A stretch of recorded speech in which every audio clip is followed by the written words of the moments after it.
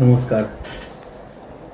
मी मोहन नाहतकर, सचिव श्री राजेंद्र हायस्कूल, त्याचप्रमाणे the Madhya Pradesh education सोसायटीचा सचिव आहे. मागील 71 वर्षापासून शाळेची ही वाटचाल आहे. 1953ला सुरुवातीलाच शाळा महालमध्ये होती आणि या महालमधील पूर्ण विद्यार्थ्यांचं एक संकलन आमचे वडील बाबासाहेब नाहतकर, आमचे मोठे काका श्री विनायकराव नाहतकर आणि आमचे लहान काका श्री हरिभाऊ नाहतकर यांच्या माध्यमातून ही शाळा सुरू झालेली आहे. या शाळेमध्ये आजपर्यंत दरवर्षी 4000 विद्यार्थी असतात. मागील अनेक वर्षांपासून आमची शाळेचा जो रिझल्ट आहे तो 98 ते 100 पर्यंत असतो आणि आमची शाळा ही हायर इंग्लिश फर्स्ट लँग्वेज ज्याला आपण म्हणतो स्टेट बोर्ड आणि त्याचप्रमाणे 2 सेक्शन हे लो माध्यमाचे आहेत. शाळेचा जर अकॅडमिक जर विचार केला तर शाळेतील शिक्षक हे अति ज्ञानी आहेत.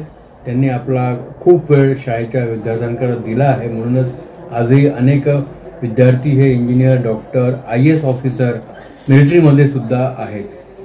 आणि आज आम्हाला त्यांचा गर्व आहे की विद्यार्थ्यांनी इतकं मोठं नाव कमावलं आहे की आम्ही जेव्हा केव्हा कुठे जातो तेव्हा ते विद्यार्थी आम्हाला भेटतात आणि आम्हाला सांगतात की सर आम्ही तुमच्या शाळेचे विद्यार्थी आहोत आणि आम्ही आज इथे काम करतोय. अनेक विद्यार्थी स्टेट गव्हर्नमेंट आहे, सेंट्रल गव्हर्नमेंट आहे, बँक आहे, त्याचप्रमाणे इतरही क्षेत्रामध्ये विद्यार्थी आहेत. शाळेचं खास गोष्ट जर म्हटली तर ती आहे म्हणजे क्रिकेट. आजही आम्ही मागच्या 40 वर्षांपासून क्रिकेटमध्ये टॉपर आहोत. आजही आम्ही अनेक टुर्नामेंट जिंकल्या, DSO जिंकला आहे. आत्ताच आमच्या मुली सोलापूरला जाऊन उपविजेता राहिलेत. गर्ल्स टीम होती अंडर 70. त्याचप्रमाणे आत्ताच लोकमतनी ट्रॉफी घेतली होती, ती विनर आहोत ती ट्रॉफी. त्याचप्रमाणे कर्णेवा टुर्नामेंट, वित्तीय टुर्नामेंट, हे सगळे टुर्नामेंट आम्ही विनर आहोत. आम्हाला या गोष्टीचा आनंद होतो की या माध्यमातून सुद्धा मुलांचं भविष्य घडू शकतं. क्रीडाला आम्ही फार महत्त्व देतो आणि क्रीडा क्षेत्रातले अनेक विद्यार्थी वेगवेगळ्या क्षेत्रामध्ये पण त्यांना जॉब मिळाले आहेत असं मी इथे सर्वांना सांगू इच्छितो. आज सर्व क्षेत्रामध्ये विद्यार्थी आहेत. सायंटिफिकमध्ये इस्रोमध्ये सुद्धा मुलं काम करतात आहे. त्याचप्रमाणे लेक्चरर्स आहेत अनेक कॉलेजेसमध्ये, ते पण आम्हाला येऊन भेटतात. आणि मिलिटरीमध्ये तर आहेतच. सगळ्या मुलांना आम्ही मिलिटरीमध्ये जाण्याचं आम्ही त्यांना म्हणतो. त्याचं कारण आहे शाळेमध्ये असलेला RSP. दरवर्षी RD परेडमध्ये नागपूरच्या आमच्या शाळा 2ऱ्या किंवा 3ऱ्या क्रमांकावर असते.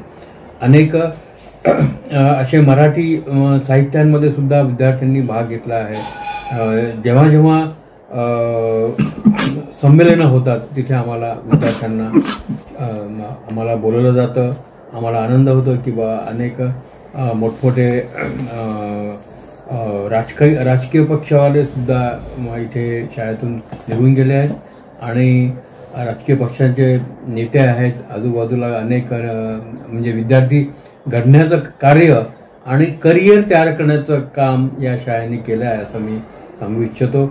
आणि मला आनंद आहे की आज या चॅनलसमोर आलो आहे आणि आपल्याला सांगतो आहे आणि त्याचा नक्कीच उपयोग सगळ्या समाजाला होईल एवढं बोलतो आणि संपवतो. सर, ही शाळेची कारकिर्दी बघितली तर अनेक विद्यार्थी घडवलेले आहे.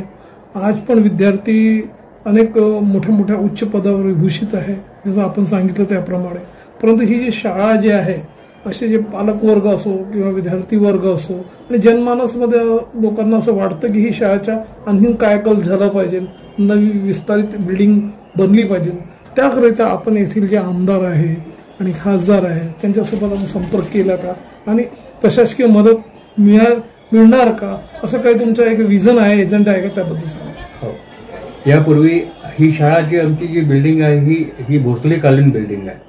याला जवळपास 288 वर्ष होऊन गेलेले आहेत आणि आम्हाला आमची इच्छा आहे की विद्यार्थ्यांनी जे हे असतं तुमचं जुन्या बिल्डिंग ज्या असतात त्या बिल्डिंग मध्ये पण शिकायला हरकत नाही असं मला वाटतं. म्हणजे आपण त्याला काय म्हणतो हेरिटेज बिल्डिंग मध्ये सुद्धा राहावं असं माझी इच्छा आहे. आमच्या वडिलांची पण इच्छा आहे. पण गव्हर्नमेंटने आम्हाला नंदनवन इथे एक जागा दिली आणि त्या तिथे आम्ही मोठी बिल्डिंग बांधली आहे. तिथे पण मुलं जातात. आता मध्यंतरी आमच्या वडिलांनी तेव्हा सांगितलं की ज्या पॅरेंट्सला नंदनवनला जायचं तर पॅरेंट्स तयार झाले नाहीत. त्यांचं म्हणणं होतं की बा गांधीबाग आहे, इतवारी आहे, इव्हन या साईडचे रेशीमबाग वगैरे या साईडचे पॅरेंट्स म्हणे की आम्हाला ही शाळा मध्ये पडते आणि जवळ पडते. म्हणून आम्ही काही गव्हर्नमेंटकडे कोणाकडे गेलो नाही आहे. सध्या इथे काही नवीन बिल्डिंग बांधण्याचा कुठलाच विचार नाही आहे. तर शासनाने आम्हाला जर काही मदत केली तर आम्ही नक्की ती मदत करू. संस्कार घडविण्यात ही शाळा उच्च स्तरावर आहे. आणखीन या व्यतिरिक्त आपण ही बघितलं बरेचसे जे प्रश्न आहे जे विद्यार्थ्यांचे आहे तुम्ही निकाली लावलेले आहे आणि जे टेक्निकल एज्युकेशन म्हणतात नवीन एज्युकेशन जी प्रणाली आहे ते पण तुम्ही अडॉप्ट केलेली आहे आणि सर्व स्तरावर कौतुक होत आहे या शाळेच्या. तर जनमानसमध्ये आपण या शाळेतले जे विद्यार्थी वर्ग आहे, पालक वर्ग आहे, त्यांना आपला काय मेसेज राहणार, काय संदेश राहणार? खऱ्या अर्थाने जर आपण बघितलं की सेंट्रल गव्हर्नमेंटचं न्यू एज्युकेशन पॉलिसी आता अंमलात आलेलीच आहे 2022 पासून. त्याप्रमाणे आपण जर विषय जर बघितले तर मुलांपर्यंत पोहोचण्याकरता जे काही आवश्यकता आहे, विद्यार्थी आणि पालक हे दोन घटक असतात. त्यांच्यामध्ये जर व्यवस्थित जर टेक्निकल साईड तुम्हाला सॉल्व्ह करता येईल. 10वीपर्यंत जो कोर्स आहे तो सारखाच आहे. तिथे सायंटिफिक जे काही नेचर आवश्यक आहे ते पण तुम्हाला मिळणार आहे. पण आजची गरज खऱ्या अर्थाने जर बघितले की मुलांना मोबाईलपासून दूर ठेवायचं आहे तर तुम्हाला खेळाशिवाय तुम्ही मुलांना दूर ठेवू शकणार नाही. अनेक पालकांचे आज आमच्याकडे जे तक्रारी येतात की मुलांचा मोबाईल सोडवायचा आहे. पण अशा प्रकारचं कुठलीही आपल्याकडे सिस्टीम नाही आहे की ज्याच्यामुळे मोबाईल सोडवता येईल. आम्ही ठरवलं आहे की बा जर क्रीडा क्षेत्रामध्ये जर राहिलो आपण मुलांना जास्तीत जास्त मुलांना खेळात जर भाग घ्यायला लावला तर आम्हाला असं वाटतं की मुलं मोबाईलपासून दूर राहतील. बाकी टेक्निकल आणि सायंटिफिक हा जो भाग आहे हा हायस्ट स्टेजला आहे. सध्याच्या स्टेजला तुम्हाला एकच गोष्टी तुम्हाला शिकवाव्या लागणार. दुसऱ्या गोष्टी शिकवायची सध्या तरी आवश्यकता वाटत नाही.